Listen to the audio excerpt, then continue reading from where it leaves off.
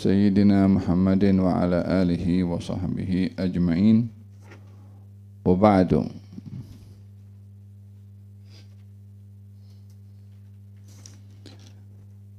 قال المؤلف الإمام المناوي في كتابه فيض القدير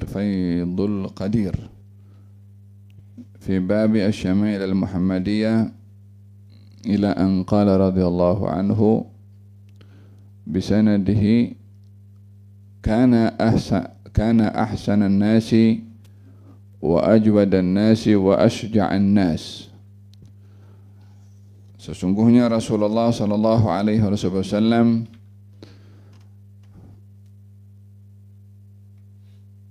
seindah-indahnya manusia,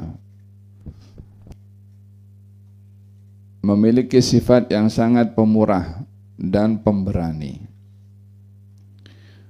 Disifatkan di sini 3 sifat: indah, pemurah, dan juga berani. Indah yang dimaksudkan di sini adalah surah wasirah. Surah bentuknya, tubuh badannya, wajahnya. Wasirah perbuatannya. Pada wajahnya sebagaimana saya jelaskan semalam, bahwasanya tidaklah ada seorang nabi yang diutus oleh Allah kecuali memiliki wajah yang indah dan suara yang indah. Dan nabi kamu adalah orang yang paling indah suaranya dan paling indah wajahnya. Demikian sabda Nabi sallallahu alaihi wa ala alihi wasallam. Hanya pada wajah Nabi ini lebih dilihat pada karismanya, sehingga tidak mudah orang menatap wajah Nabi, melainkan akan menundukkan kepalanya bila bertatap wajah, bertatap mata dengan Nabi sallallahu alaihi wasallam. Tak ada orang yang sanggup nak tengok karena haibah dan karisma. Yang kedua, ajwadan nas. Baginda Rasulullah adalah memiliki sifat pemurah. yakni tidak ada sesiapa yang datang kepada Rasulullah sallallahu alaihi wasallam melainkan akan mendapat agihan yang ada pada baginda Rasulullah sallallahu alaihi wasallam. Sehingga terkadang beliau kalau membagikan harta apa yang ada di sampingnya itu diberikan tanpa mempedulikan sebanyak mana pemberian itu, dan beliau tidak berpaling kepada dunia dan memandang tinggi kepada keduniaan. Karena pernah satu waktu ada orang setelah didatangkan harta yang dimiliki oleh Baitul Mal, dan Nabi didatangi oleh orang datang yang meminta-minta, itu dalam kantong itu ada harta perhiasan. Diambil segenggam tangannya macam ni. Ada orang datang ambil segenggam bagi betulnya. Lari tengok berapa ke. Sebagian orang sekarang kalau nak bagi hadiah tengok dulu ni, ini berapa ni, 100 ringgit ke, 20 ringgit ke. Nabi tak ada pandang tinggi kepada keduniaan. Kalau ada seorang badui datang kepada Rasulullah sallallahu alaihi wasallam setelah mendapatkan harta rampasan daripada peperangan Hunain, lalu datang meminta-minta kepada Nabi. Waktu itu harta rampasan yang didapat cukup banyak, sehingga ada kambing itu yang digembalakan di antara dua gunung. Yani ada satu tanah padang macam tu di antara 2 gunung, penuh kambing di situ. Kata badui itu ketika datang meminta kepada Nabi sallallahu alaihi wasallam, kata baginda Rasulullah, "Kamu nampak itu kambing semua?" katanya. Katanya, "Ya, ambil." Semua, ya semua. Itu badui tak percaya diberi kambing sebanyak itu. Bagi 1 ke 2 ke 10 ke, kalau bagi semua. Kalau semua, iya tu.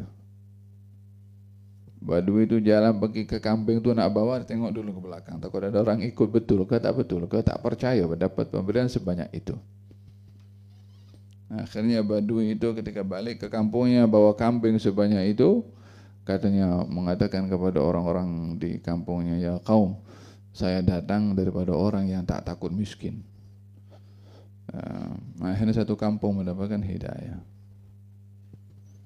kana ajwadan nas. Innallaha jawadun yuhibbul juda. Allah itu maha pemurah dan suka kepada sifat pemurah.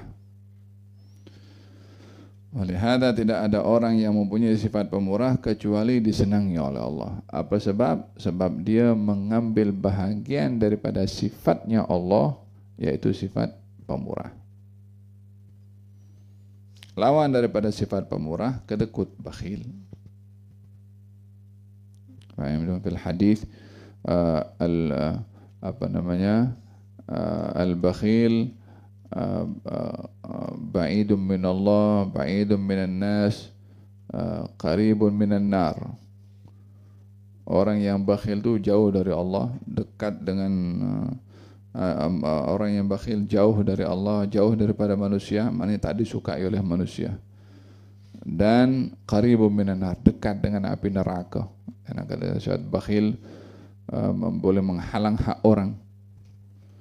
Wa al-karim atau as-sakhi, orang yang pemurah, qaribun min Allah, qaribun minan nas,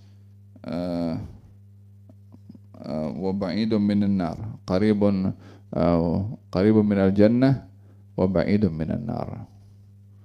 Orang yang pemurah dekat dengan Allah, dekat dengan manusia, dekat dengan syurga, jauh dari api neraka. Yang bakhil jauh dari Allah, jauh daripada manusia, jauh daripada syurga, dekat dengan api neraka. Faham tu? Baginda Rasulullah jawad, pemurah. Tak ada orang datang kepada beliau, kalau ada apa yang ada tangan beliau, mereka akan diberikan kepadanya. Kadang-kadang orang ada rasa cinta kepada dunia, dan dengan cinta kepada dunia dia menjadi kedekut. Maka macam mana supaya menghilangkan sifat kedekut? Caranya adalah melatih diri untuk bersedekah. Walaupun pada awalnya berat, walaupun pada awalnya tidak ikhlas, walaupun pada awalnya susah, untuk menjadi seorang yang pemurah, latihlah untuk memberi. Walaupun sedikit, istiqamah, latih saja. Sampai lama-lama dalam memberi ini tak berat. Lepas itu tambah lagi. Kalau ba'dus salaf, kalau didatangi oleh orang yang meminta-minta, katanya, kalau ada orang datang ke rumahnya minta-minta, oh selamat datang kepada seseorang yang boleh menjadi sebab saya masuk surga tanpa susah-susah. Orang datang meminta-minta, yang diminta seronok. Pasal apa? Orang ini menjadi sebab orang yang memberi itu masuk surga karena memberi. Faham tak? Wa asja'an nas, Nabi itu adalah sifatnya pemberani. Pemberani dalam menegakkan kebenaran, berani dalam mengatakan yang benar. Ketika baginda Rasulullah pergi Isra Mi'raj, lalu kemudian kembali dari perjalanan Isra dan Mi'raj, diberitahu kepada Ummu Hani. Ummu Hani sepupu Nabi SAW, anaknya saudaranya Sayyidina Ali bin Abi Thalib. Maka kata Ummu Hani mengatakan, ya Rasulullah, kamu jangan cerita kepada siapa-siapa, nanti orang akan mendustakan karena tak percaya, pergi ke Baitul Maqdis, balik pada malam yang sama. Kata Nabi, kalau mereka tanya, saya akan jawab. Ketika ditanya, Nabi jawab, berani dalam menyampaikan kebenaran. Orang mau percaya, mau tak percaya, yang penting dia berani dalam menyampaikan benar yang benar dan berkata yang benar dan berpegang kepada kebenaran. Wa asja'un nas. Satu malam itu ada satu suara yang mengejutkan masyarakat di Madinah malam-malam. Maka semua orang di Madinah dengar. Sebagian daripada mereka yang kaum muslimin nak keluar daripada rumahnya untuk menengok suara itu datang daripada mana. Ini ada apa? Karena suara itu agak menakutkan sehingga sebahagian mau keluar itu dengan berhati-hati. Nah, didapati mereka ketika hendak keluar, baginda Rasulullah sudah datang daripada tempat datangnya suara itu. Mereka baru nak keluar, Nabi dah balik daripada tempat itu. Maknanya Nabi dulu pergi. Dia la yakhafu lawmata laim, tidak takut kepada siapa kecuali kepada Allah Subhanahu wa taala. Katanya barang siapa yang takut kepada Allah Subhanahu wa taala, yang lain takut kepada dirinya. Yang tak takut kepada Allah, yang lain pun tak takut kepada dirinya. Artinya orang yang takut kepada Allah, kepada segala hal dia berani. Orang yang dia tak takut pada Allah, segala hal pun tak takut kepada dia, segala hal pun berani kepada dia. Faham? Wa kana asja'un nas. Hadis yang berikutnya, kana ahsanan nasi sifatan, baginda Rasulullah sallallahu alaihi wasallam adalah insan yang sempurna sifatnya, wa ajmalaha, indah sifatnya. Kana rab'atan ila tuli ma huwa ba'id ma bainal mankibain, asbal al-khaddain syadid sawad al-sha'r akhal al-'ainain, ahdab al-ashfar, idza wati'a biqadamihi wati'a bikulliha laysa lahu ikhmasu, idza wada'a rida'ahu 'an mankibaihi faka'annahu sabikatun min fiddah, wa idza dhahika yatala'la. Rawahu al-Baihaqi an Abi Hurairah. Naam.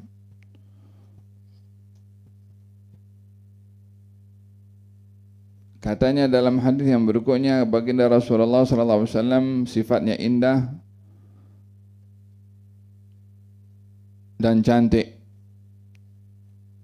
Bentuk tubuh badannya rab'ah, yakni bidang.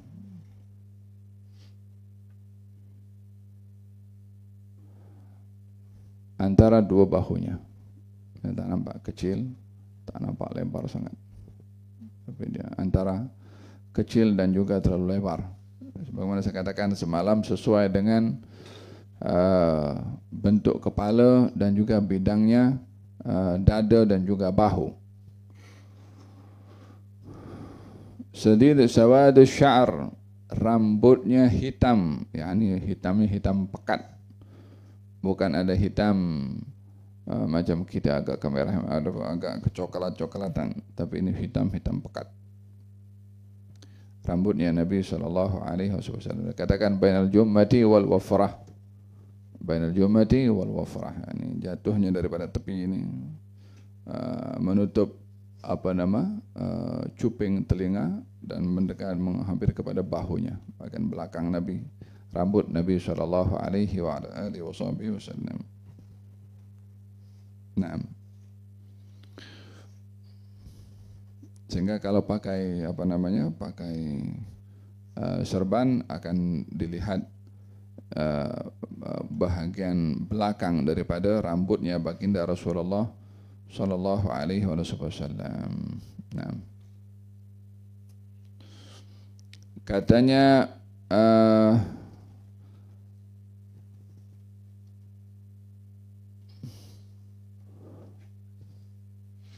asbal al-khaddain, pipinya itu tidak macam kembang ke depan, tidak begitu.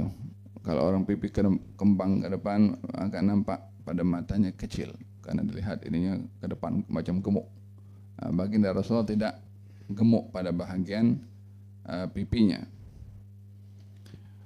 Wa syadid syawad asy-syar akhal al-'ainain, matanya hitam yang pekat, bukan hitam kecoklat-coklatan macam kita banyak coklat. Mata baginda Rasulullah bahagian putihnya putih, tak ada campur macam ada nampak urat merahnya ke, tak ada, putih. Kemudian bahagian kelopak matanya hitam pekat. Jadi hitam dengan putih ini dia menampakkan kecerahan dan keindahan pada mata. Naam, sallallahu alaihi wa ala alihi wa sahbihi wasallam. Hadza idza wati'a biqadamihi wati'a bikulliha laysa lahu ikhmas. Ay la yulsiqul qadam bil ard inda al-wad'i. Nah, kalau beliau memijak ke bumi, yakni dengan telapak kakinya meletakkan secara keseluruhannya, yakni telapak kakinya itu semuanya menyentuh bumi, tak ada ruang yang menghalang kaki beliau untuk lekat dengan tanah. Kita kalau setiap orang itu pada bahagian punya kaki itu kan ada lengkungan sedikit. Kadang-kadang kalau pijak masih ada yang tak kena. Nah, kalau baginda Rasulullah SAW secara keseluruhannya. La ilaha illallah.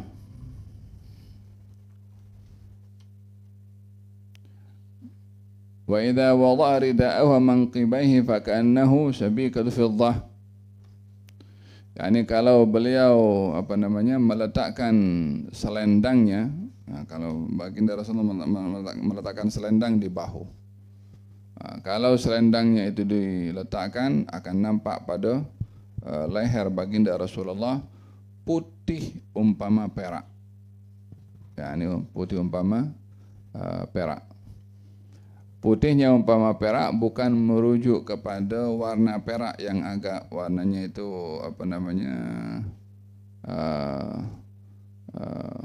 ialah warna perak lah.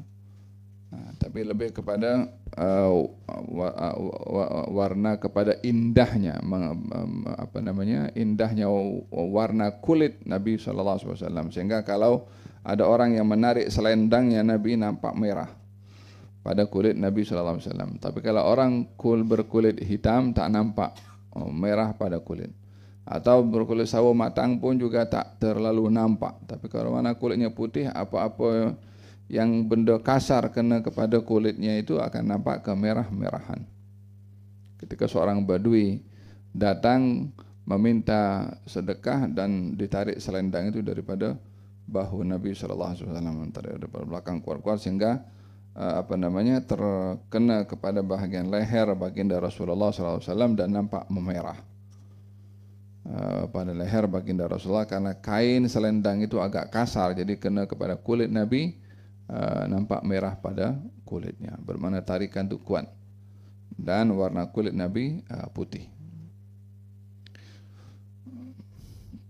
Wa idza dhahika yatala'la, dan kalau Nabi SAW ketawa, yatala'la, nampak cahaya yang keluar daripada mulutnya. Maksudnya bukan ada cahaya macam sinar, tapi lebih kepada keindahan.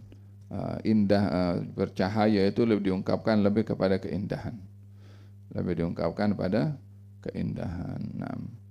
Kana azharul laun, baginda Rasulullah SAW warna kulitnya itu cerah. Kana araquhu al-lu'lu', keringatnya Nabi umpama permata. Nah, tahu permata kalau bulat-bulat itu kan, kalau kena cahaya dia nampak dia punya kilauan pada permata. Keringat baginda Rasulullah SAW bening, tidak kotor, tidak nampak keruh. Dan kalau terkena sinaran dia akan kalau dilihat pada keringat Nabi SAW ianya bercahaya macam permata yang bercahaya, macam itulah juga keringat Nabi SAW. Kita kalau orang keluar keringat, ada keringat itu ketulannya itu kan, kalau kita tak nampak, coba kalau kita keringat, tengok macam mana kita berkeringat. Tapi keringat Nabi SAW dia akan nampak berkilau, bercahaya. Sallallahu alaihi wasallam. Naam.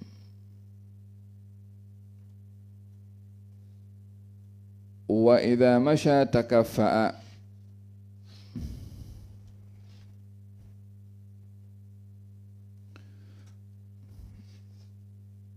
dan kalau berjalan takaffa'a, mala yaminan wa shimalan, cenderung ke kanan dan ke kiri.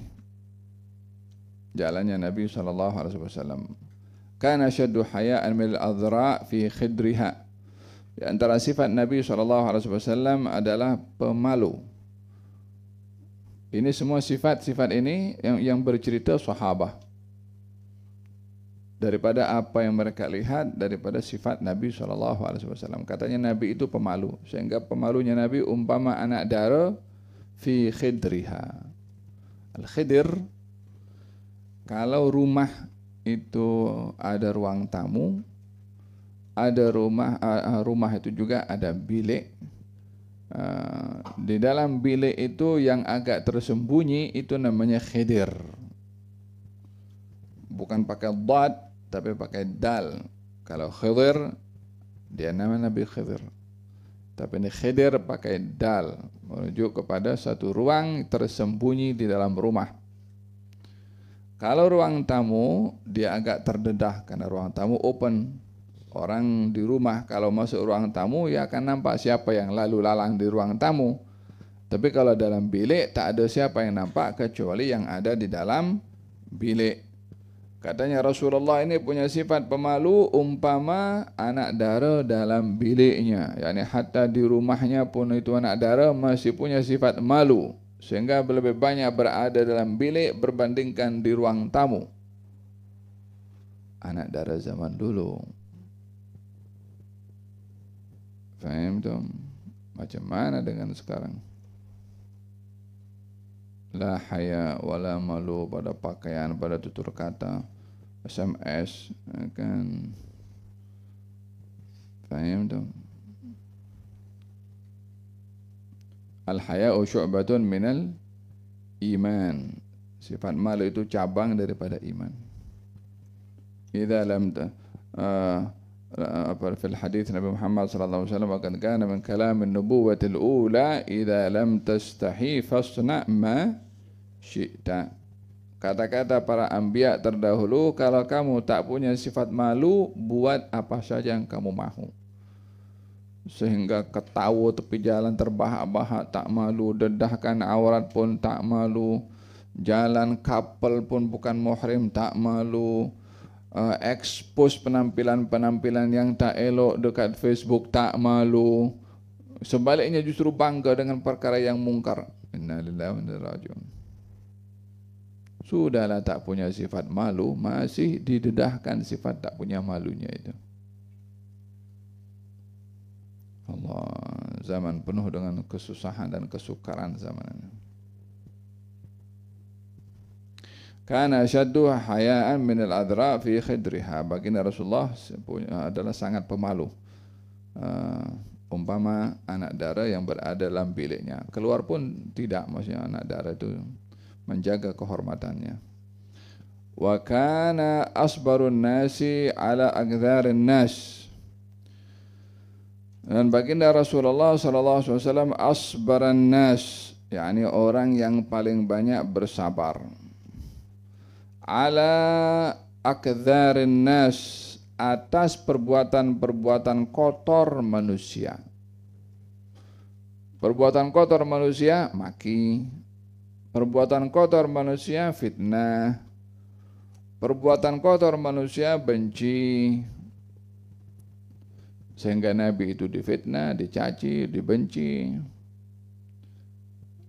Apa sifatnya Nabi? Asbaran nas, sabar ketika dicaci, sabar ketika dimaki, sabar ketika diumpat, sabar ketika difitnah.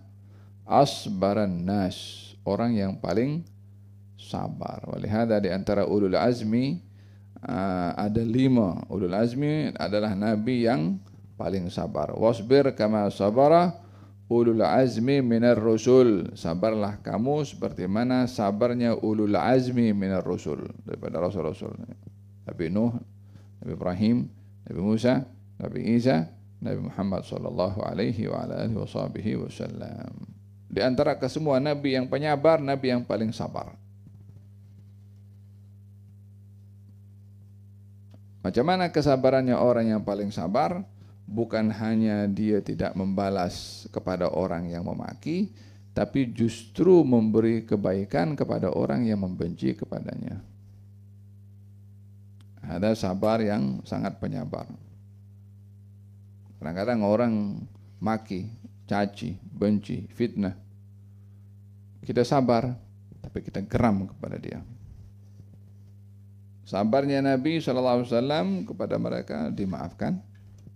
Lepas itu berbuat baik kepada orang yang memaki kepadanya.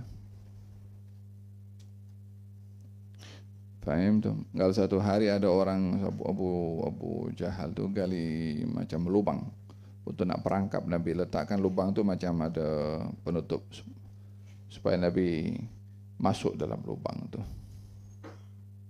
untuk ditertawakan. Maka ditutup. Abu Jahal tahu kalau ini laluan yang biasa Nabi lalu.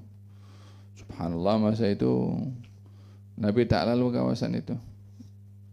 Abu Jahal yang lupa pasang perangkap, dia yang lalu kawasan situ. Dia pula yang masuk dalam lubang itu. Yang tolong Abu Jahal daripada masuk lubang itu baginda Rasulullah sallallahu alaihi wasallam. Ambil tangannya, tolong. Faham? Kana asbaran nasi ala aqdarin nas. Wa kun sabir wa syakir, takun faiz wa dhafir wa min ahlis sarair. Kata Imam Abdullah bin Al-Haddad, jadilah kamu orang yang sabar dan bersyukur, kamu akan berjaya dan menang, dan termasuk golongan orang-orang yang ahli as-sir. Ada berkenaan dengan sifat sabarnya Nabi Muhammad sallallahu alaihi wa ala alihi wasallam. Kana aflajal apa tu tulisannya itu? As-saniyatain.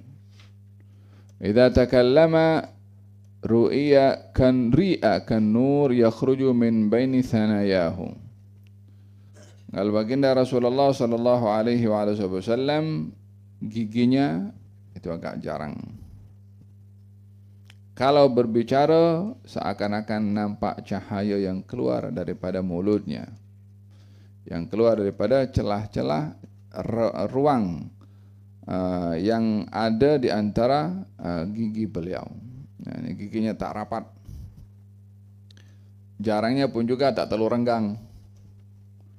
Sehingga kalau berbicara seakan-akan keluar cahaya daripada mulutnya. Ya subhanallah, ini sahabat mensifatkan sampai ke gigi Nabi SAW. Begitu tak ada orang itu disifatkan oleh orang lain seperti mana Nabi disifatkan oleh sahabatnya. Giginya disifatkan, bibirnya disifatkan, pipinya disifatkan, janggutnya disifatkan juga, rambut putihnya pun disifatkan juga, bulu dadanya disifatkan oleh sahabat.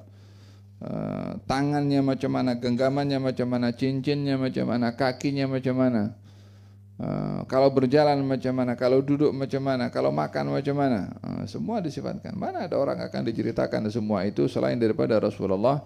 Karena pada Rasulullah bila orang meneladani maka dianggap melakukan perkara yang sunnah dan mendapat pahala. Coba kalau tengok yang lain, ada itu pemain bola sepak, dia punya pakaian nomor 9. Kalau orang pakai baju nomor 9 dapat pahala ke? Tidak juga. Tapi kalau Rasulullah SAW, baginda Rasulullah kalau pakai kain pelekat di atas buku lali, saya pakai kain pelekat di atas buku lali, dapat pahala atau tidak? Dapat. Apa sebab? Rasulullah yang itu pemain bola sepak, mana boleh. Pemain bola sepak ke siapa ke, tak akan mungkin dapat pahala selain daripada Nabi SAW. Dengan beliau dapat pahala. Faham tuh?